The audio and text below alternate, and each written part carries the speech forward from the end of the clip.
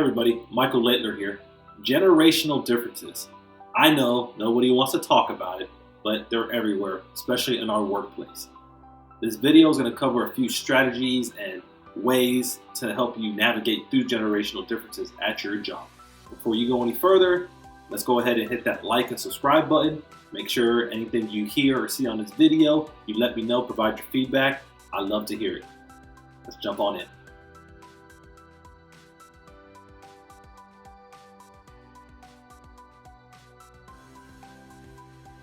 Generational differences. They're around us, folks. And there's 5 different generations that are in our workplace right now. And part of our communication style is understanding the difference in these groups. Now, as a little side note, as I explain the different groups throughout this video, that does not mean everybody falls within that category. I know sometimes we may say, hey, this person is one of these, or this person is one of that. This is all just general information about the group. Obviously, if you're in the first group, you can be in the last group, or you may fall in the middle. But ideally, when you're looking at your leadership styles and how you communicate with the other types of generations out there, it's good to kind of have an idea of their background and some of the things they may have experienced. Because what we're experiencing in 2022, people in 1975 experienced something completely different. So let's go ahead and start off with the first group.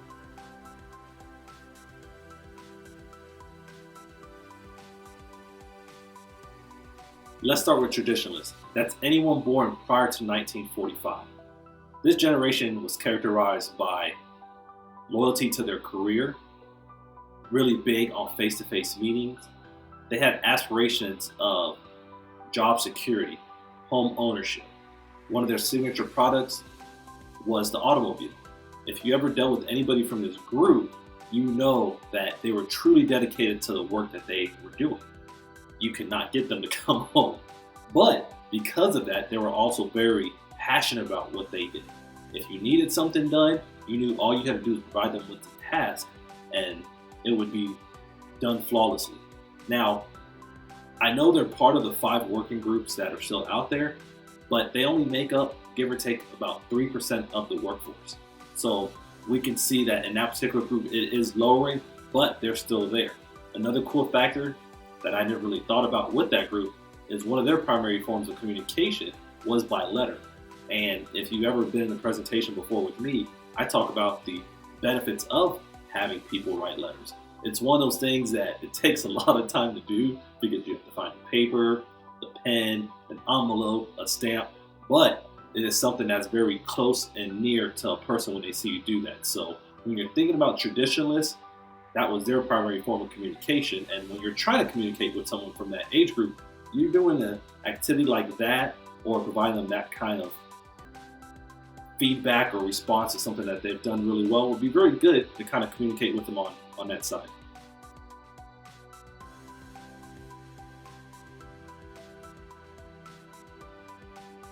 The next group, baby boomers. That's anyone born between 1946 and 1960. There was a lot of stuff that happened with this work generation. This is where we saw things like the telephone really get pushed out. We saw still a lot of face-to-face communication, but we seen phone conversations starting to increase with this group. Also, they were starting to really build up the technology side of what we have going on even today. Now, they weren't part of Snapchat or maybe Instagram or Twitter, but them introducing and really pushing the use of the telephone was something different, and it really allowed us to understand how communication can work outside of writing letters and just being in person all the time. Now, when I look at this particular group, they are starting to move away from being at work all the time. Now, they're still very passionate about what they do at work, but unlike the traditionalists, they're not tied to their career. They're not at work 20 hours a day, sleeping 3 or 4 hours a night. They're more open to, okay, there is a home that I can go to. There is a home that I'm going to believe in. So when you're thinking about your style of communicating with that particular group, understand that they like face-to-face meetings, but you can get away with a telephone call with them. Also, they're starting to understand technology a little bit more because they were part of the initial inventions of it.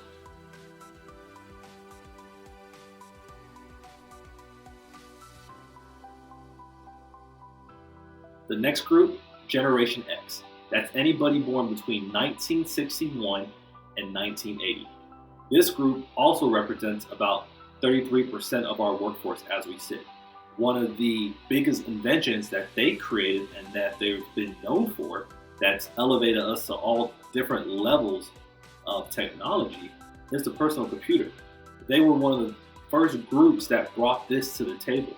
Now, obviously they had use of letters, they had use of the telephone, but with the invention of the PC, they really started to introduce communication through email, text message, direct messaging, AOL, all the things that we sometimes forget that were out there years ago. Another part of this group that really makes them stand out is their work-to-life balance. I know in the prior group with the baby boomers, we started to see a little bit more of a push for not as much time at work, more time at home. This group really started to take advantage of this. And from what it seems, a lot of that came from the use of personal computers. Now you can take work home. Email, text messages, technology that allowed them to not be tied down to their office all the time. And ultimately help them spend more time with their family. So we see even a bigger push for home life balance from this group.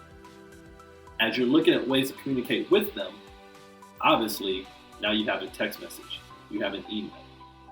So as you're thinking about your style with them, just know that now you have more ways to kind of reach them and be able to help them understand what's going on in your organization.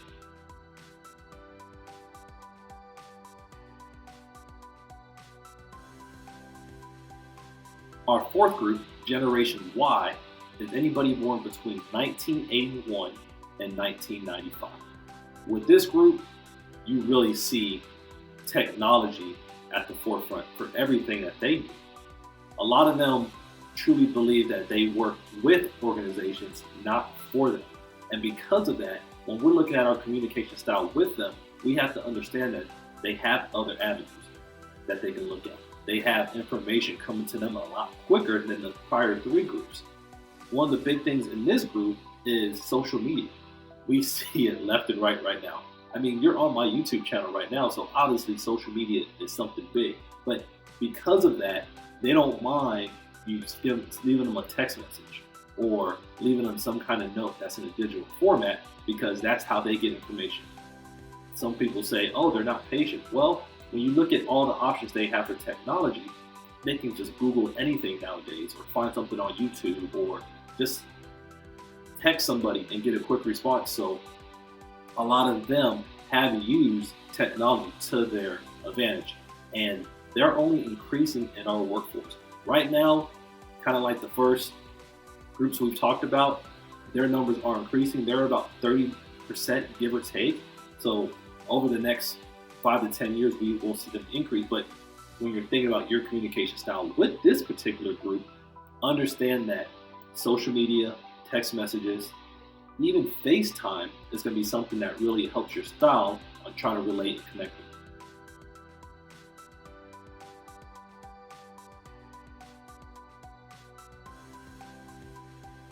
The final group we're going to talk about in this video is Generation Z.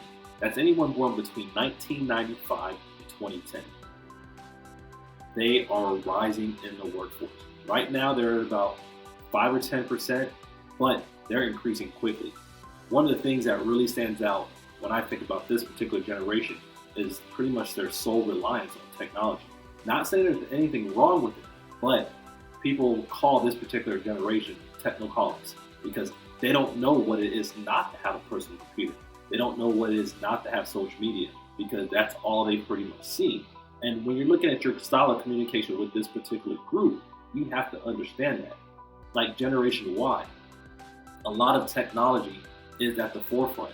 If you think that holding on to information or not telling them the whole truth or giving them what you think they should know, they're gonna find it one way or the other. So as I think about how I communicate with this group, it's like, okay, I need to get them information as quickly as possible, because if I don't, they're going to get it from somewhere else, and unfortunately they may take it in the wrong way if I don't give it to them, because they're thinking that maybe I'm holding on to it. So FaceTime is very big with them. Zoom, WebEx, Microsoft Teams, all those different software platforms, because it allows them to kind of get information quicker. Face-to-face meetings isn't that important to that group, because they feel that they can get the same connection through a FaceTime or through any kind of virtual setting. So as you're thinking about your style with them, think about how you can incorporate some of the IT information you have for your organization, or even as an individual, because with this particular group, they love technology, so use it to your advantage. And if you don't use technology that often, you're going to lose this particular group, because they love to work, but they're not tied down to any company. They're tied down to people that believe in a home-life balance. They're tied to organizations that support the family setting. So as you're looking at your style, understand that they're happy to be home. They're happy to just leave your organization after 4 years. They're happy to just continue to move, because they appreciate the time that they have. And when you're thinking about the 5 groups and the range, think about that home-life balance for all 5 of them. Think about how you're going to have to connect, and how you're going to look at just the basic differences of them. Because at the end of the day, all of them are different. I just gave you a few examples of each of them.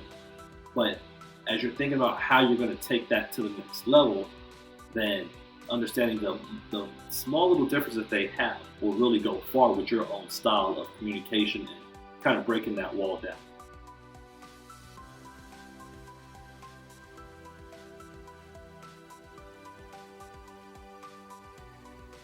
Now that we understand a few differences in the generations, we're going to move on to the second part of this video. And it's 4 ways that I assess my own understanding of the groups, and things that I try to avoid to minimize any miscommunication. Because at the end of the day, when it comes to understanding other groups, it's about respect. And that respect goes a far way, because out of 5 working groups that we're dealing with right now in our society and our workplaces, we can communicate with all of them, as long as we understand the differences and how they got to the point that they're at right now. One of the things I try to stay away from is harmful stereotypes. The last thing I want to do is assume, and we can come with all different words and sayings that come with that particular word, but I don't want to assume that I know something about a particular group when it might not be true. For example, traditionalists. While they didn't grow up in the workforce with a lot of technology, me assuming that they don't know how to use a PC or they don't know how to use a Microsoft Word document would really be undermining their abilities. Same thing with someone that's out of Generation Z. Assuming that they don't know how to write a letter or a bank statement, or they don't know how to communicate in person, is harmful to how they view themselves, because they see how you view them. So when I'm looking at a way to kind of overcome that initial issue or possibility, I try to stay away from all harmful stereotypes. I try to learn the person. I try to understand that each person is an individual. While they grew up in a certain time, a certain era, especially in the workforce, that doesn't mean that's who they are. But that's something that I want to know ahead of time to kind of stay away from that harmful stereotype. I don't want to say this person is 50 years old, they don't know how to do this, or they're only 20, they can't know how to do that, because as I start to assume that, that's what really throws off my ability to communicate and help them perform better in the workplace. The second way I understand generational differences is by openly communicating my preferences. I never try to assume that because the person was born the same year as me, or they were born 1 or 2 years before me, that they have the same style as I do. Whenever I meet new people or I'm a leader of a group, I tell them what my style is, whether it's face-to-face interaction, text messages, emails, whatever that might be. I want that person to know that ahead of time, because I don't want them to be confused, assuming that they know more about me than I know about myself. And if I don't openly communicate that ahead of time, it's difficult for them to just completely relate to what I'm saying. So early on, whenever I establish that new relationship, a way to minimize that misconception of that particular generation, I let them know what my style is. I just get it out there, I tell them my expectations, and I go from there, thus avoiding any issues that may come up about them even assuming something about me. The third way I recognize generational differences is by respecting boundaries. I understand that everybody grew up at a different time. And last thing I want to do is force my opinions or the way I think on someone else. So I ensure that I have more meetings. I have more open discussions about their views as well as mine, because we all look at things differently. We talked about stereotypes. We talked about our communication style. So I understand that their style might be different, and I want to include them on what's going on. So I respect them by asking them, hey, what is your view on this? What is your opinion on that? So I can kind of grasp how they're thinking. But at the same time, just because they think a certain way doesn't mean I'm just going to push them away, because that's their style. That's a boundary I don't want to cross, and I'm going to respect it. So when you're looking at your style too with them, think about it.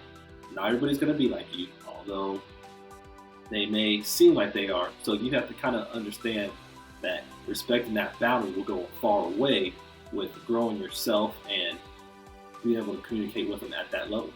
The fourth and final way I work on understanding generational differences is I do not play favorites. Just because you were born around the same time I was born doesn't mean I'm just going to take your way all the time, or I'm going to let you slide on certain areas. Same thing when you're looking at your style of leadership in your organization. If you've ever felt that moment where you felt that someone was playing favorites because, oh, they're the same age as me, or they have the same likes as me, stay away from that, because when it comes to generational differences, you really lose people. There's a study that said that about 6,000 millennials were interviewed, and about half of them said that they felt disconnected from their organization because the other people were playing favorites. So if you find yourself in that role where you're saying, oh, millennials are this, traditionalists are that, oh, I'm a baby boomer, I must be this, or I must be that as a Generation Z, you have to stay away from that, because you start playing favorites and then you start capitalizing on things that don't make sense. So when you're looking at your style of communication and your style of understanding why, to keep it simple, just don't play favorites. If you do, you're going to find yourself not understanding the other groups around you, and you're going to end up pushing away good people because you only want people that were just like you around you. Hey guys, I know I provided you with a lot of information, but thank you for taking the time to watch this video. I know that understanding the different generational groups, as well as a few ways to make sure you understand what they have going on, is really going to benefit you. I know it's benefited me, and the places that I've instructed and presented at, they've all taken something away, because a lot of people don't understand that everybody's important. Everybody plays a role, and one group may do something one way and the other group may do something the other way, but together it's all part of the working process. Once again, I know you did it earlier, but just in case you did, make sure you hit that like and subscribe button. Please leave a comment. Every comment you put on there really helps out. It really helps challenge other people's mindset.